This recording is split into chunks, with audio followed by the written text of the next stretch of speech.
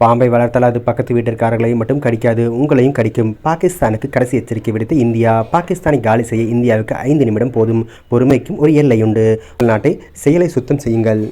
ஐக்கிய நாடுகள் சபையில் இந்தியாவுக்கு எதிரான குற்றச்சாட்டுகளை பதிவு செய்து பாகிஸ்தான் அமைச்சர்களுக்கு பதிலடி கொடுக்கும் விதமாக இந்திய வெளியுறவுத்துறை அமைச்சர் ஜெய்சங்கர் அவர்கள், உங்கள் வீட்டின் பின்புறத்தில் பாம்புகளை வளர்த்தால் அவை உங்கள் அண்டை வீட்டாரை மட்டுமே கடிக்கும் என்றும் எதிர்பார்க்க முடியாது.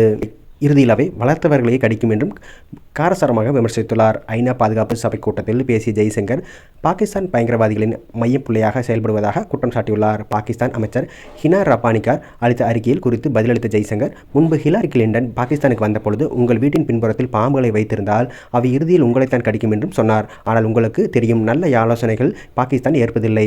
உலகம் இன்று பாகிஸ்தானை பயங்கரவாதத்தின் மையப்புள்ளியாக பார்க்கிறது. கோவிட் காலம் முடிந்துவிட்டாலும் உலகின் நினைவுத்திறன் அவ்வளவு மோசமாக இல்லை. பயங்கரவாத செயல்களில் கைரேகைகள் எங்கே பதிக்கப்பட்டுள்ளது என்பதை உலகம் மறக்கவில்லை என்றும் அவர் கூறியுள்ளார். எனது அறிவுரை என்னவென்றால், தயவு செய்து உங்கள் செயல்களை சுத்தம் செய்யுங்கள்.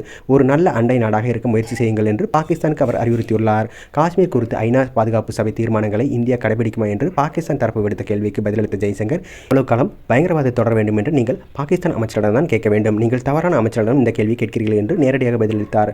விவாதத்தை வேறு திசைக்கு எடுத்து சொல்வதன் மூலம் நீங்கள் எதையும் மறைக்கவோ யாரையும் குழப்பவோ முடியாது. மக்கள் இதை கண்டறிந்து விட்டார்கள். உங்கள் செயல்களை சுத்தம் செய்யுங்கள். பொருளாதார வளர்ச்சி, முன்னேற்றம் ஆகியவற்றை உலகம் செய்ய முயற்சிக்கும் போது நீங்கள் இதற்கு ஒத்துழைக்க முயற்சி செய்யுங்கள் என்று அவர் அறிவுறுத்தினார். ஐநா பாதுகாப்பு சபையில் இந்தியாவின் உரிமைகளை வலியுறுத்தும் அதே வேளையில் அச்சுறுத்தல்களை உறுதியாக எதிர்கொள்ள வேண்டும் என்றும் ஜெய்சங்கர் தெரிவித்துள்ளார்.